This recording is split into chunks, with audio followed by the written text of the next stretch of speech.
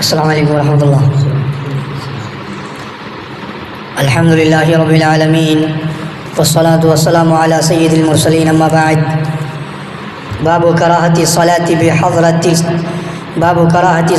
بحضرة الطعام ونفسه تتوق الی او مع مدافعۃ الاخبثین البول والغائط۔ کھانے کی موجودگی میں جبکہ نفس اس کا مشتاق ہو یا پیشاب پاخانے کی شدید حاجت کے وقت نماز کی کراہت کا بیان۔ عن عائشہ رضی اللہ عنہ قالت سمعت رسول اللہ صلی اللہ علیہ وسلم یقول لا صلاة بحضرة طعام ولا هو يدافعه الاخبثان۔ حضرت عائشہ رضی اللہ تعالیٰ عنہ بیان فرماتی ہیں کہ میں نے رسول اکرم صلی اللہ علیہ وسلم کو فرماتے ہوئے سنا، کھانے کی موجودگی میں نماز نہیں، اور نہ اس وقت جب کہ پیشاب پاخانے کی شدید حاجت ہو۔ صحیح مسلم کتاب المساجد باب کراہت الصلاة بحضرة الطعام۔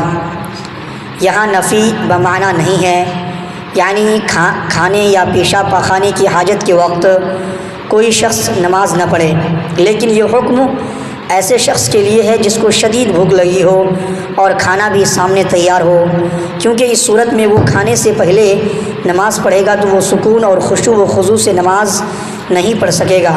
اسی طرح پیشاب پاخانے کی ضرورت بھی شدید ہو تو پہلے قضاء حاجت کا اہتمام کرے اور پھر نماز پڑھے۔ اسی طرح سے باب النہی عن رفع البصر الی السماء فی الصلاۃ، نماز میں آسمان کی طرف نگاہ اٹھا کر دیکھنا ممنوع ہے۔ عن انس بن مالک رضی اللہ عنہ قال قال رسول اللہ صلی اللہ علیہ وسلم ما بال اقوام يرفعون ابصارهم الى السماء في صلاتهم فاشتد قوله في ذلك حتى قال لينتهن عن ذلك او لتخطفن ابصارهم رواه البخاری۔ صحیح بخاری کتاب الاذان باب رفع البصر الى السماء فی الصلاۃ۔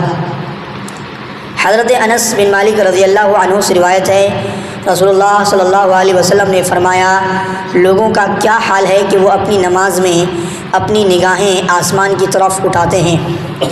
بس اس کی بابت آپ صلی اللہ علیہ وسلم کا لہجہ سخت ہو گیا، یہاں تک کہ آپ نے فرمایا کہ لوگ اس سے باز آ جائیں ورنہ ان کی نگاہیں اچک لی جائیں گی۔